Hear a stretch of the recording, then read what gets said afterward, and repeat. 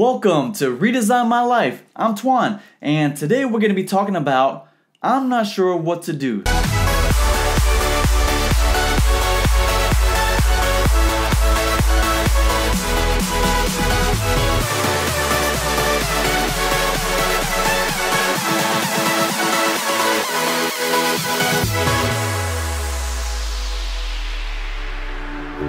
First thing I want to talk about is, what if you're not sure what to do in your life? People are always wondering, what is my passion or purpose? That's one of the top universal questions in life. Some people find it early and go after it with all their heart, and others kind of just walk around aimlessly trying to figure it out. That's probably about 70% of people out there. And even when you figured stuff out in your life, you might be in a transition phase where you want to do something different. That's why my series is called Redesign My Life. I always feel that every few years we are always redesigning and transitioning in life, changing, growing, and evolving.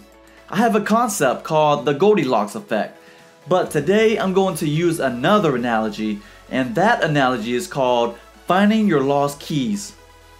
Before I get into this analogy and concept can be used to finding your passion, making more money, your interests, your hobbies, or possibly you're finding your significant other. So what happens when you realize you lost your keys? You start wondering where your lost keys are at. You start brainstorming where the keys might be. Is it there? Don't think so. Would it be there?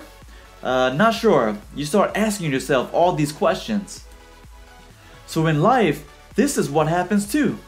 We start wondering what our passion is or our purpose is, and most of us get stuck in this mode. We're always wondering, am I interested in this?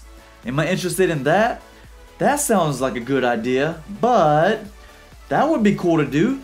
Not sure how long I would like it though. That seems interesting, but it looks difficult. But I don't see the full value of it. But I'm not sure if I could do it. I'm not sure how long it's going to take. It seems like it might take too long. It's going to cost too much. So after all the wondering and pondering, you end up talking yourself out of a lot of things to avoid rejection, avoid making mistakes, avoid being embarrassed and failure and looking stupid or failing in front of people. Avoid seeing if that thing is for you or not. Overall, you avoid the process of trying something out. So back to the keys analogy. After you wonder where your lost keys are at, what happens next? All those ideas of where you thought your keys are at, next comes action, which means looking around, exploring, and trying to find it. You start flipping couch seats, looking under your couch, under your blanket, checking under the chair, checking the top of the dresser, checking outside the door, checking in your jackets and pockets. You see where I'm getting at? So to find your passion or purpose or something that you might be interested in, you're going to have to do the same. It's action. You're going to have to search for the missing keys, flipping couches, checking under the blanket, etc. And most likely in your life, you had something you were interested in, but you never pursued it. Start looking at those interests in your life first. And when I say look into it, you are actually going to have to try it out for yourself. No one ever finds what their true purpose is or finds what they want to do by just looking from the outside. Take me for example. A friend of mine invited me to go snowboarding. My first reaction was, oh, that sounds dangerous. You start picturing all these speeders crisscrossing between trees, these guys flying up in the air. So I told her, I don't know how. She said, it's okay. You can ride the bunny slopes. So I added up all the risk I imagined in my head, and the only positive I heard was the bunny slopes because, kids ride those hills. So overall, I ended up having a really bad experience, but I won't bore you with the details. But I still found it exciting and challenging enough to want to learn it. And after continuing to learn it, I found out that between 3 to 5 days of full practice, you can survive as a beginner on a regular sized mountain by yourself. But I wouldn't have known that if I didn't push myself to get over that hump. So I found myself a new hobby and interest from trying.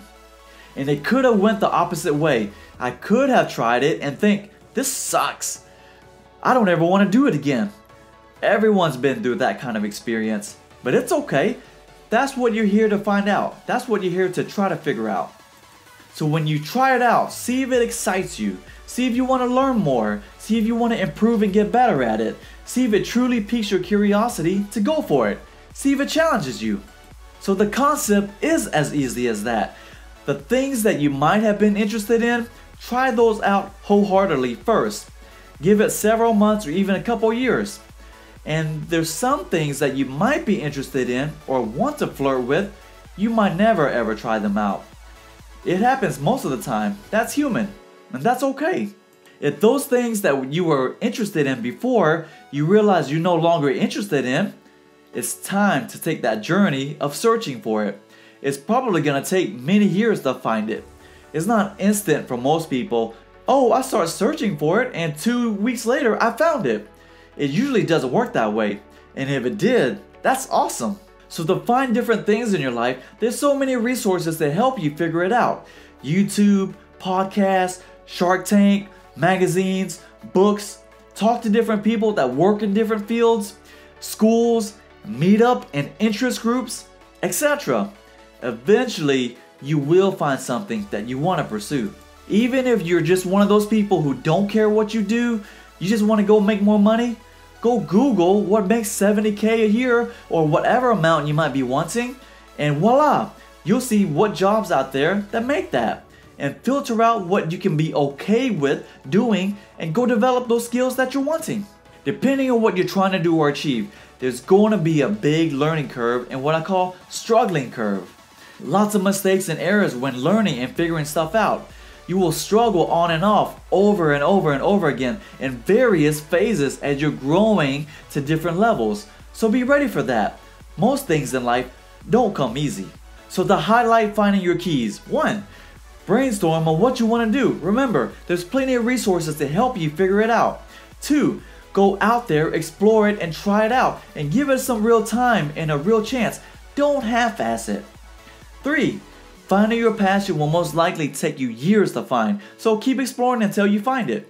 4. There's going to be a huge learning curve that will take years of dedication, practice, and lots of repetition, so be ready to grind it out and push yourself to grow, improve, and reach that higher level. 5. Couple final notes. Don't be afraid if the one thing you are trying out or pursuing doesn't last forever. Some things in your life might only be for a few years, 5 years, 10 years, etc. It's okay to want to do different things in your life. It's okay to pursue different things in your life. Don't feel like you have to restrict yourself to just one thing. And if you're one of those people who says no to pretty much everything out there and never ever tries out anything, there's not much anyone can do to help you until you yourself forces you to go out there and explore. I'm Twan. Thanks for watching as I try to figure things out in my life as you might be trying to do the same. Take care.